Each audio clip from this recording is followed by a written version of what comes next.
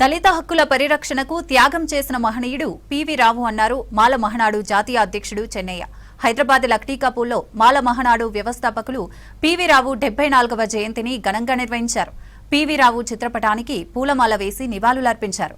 దళితుల ఐక్యత, హక్కుల పరిరక్షణ కోసం జీవితాన్ని త్యాగం చేసిన గొప్ప నేత పివి రావు అన్నారు చెన్నయ్య. జయంతి 117వ జయంతి అన్ని జిల్లాలలో ఘనంగా జరుపుకుంటున్నారు కార్యకర్తలు. ఏదంటే మాలమానాడు నిలిపింది పివి రావు. ఆ మాలమానాడు ముందుకు తీసుకుపోయి మాలల గురించి కొట్లాడిన ఘనత స్వర్గీయ పివి రావు గారు.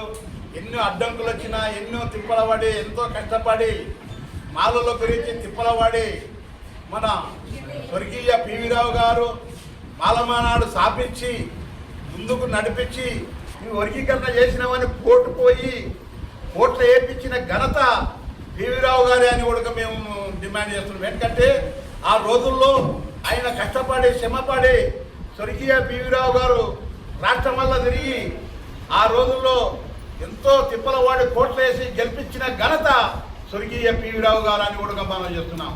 ఈ రోజుల్లో కూడా మేము కోర్టుకు పోయినాం. ఇప్పుడు కూడా బత్తల రాంప్రసాద్ వేసిండు, నేను వేసిన అందు గురించని ముందుకు పోయి కొట్లాడుతున్నాం. మేము మాలలకు జరిగిన అన్యాయాన్ని ఆ రోసర్ పాయింట్ వర్గీకరణ చేసినాక రోసర్ పాయింట్ను సవరించాలని మేము కోరుతున్నాం. రేవంత్ రెడ్డి గారు పివి రావు జయంతి సందర్భంగా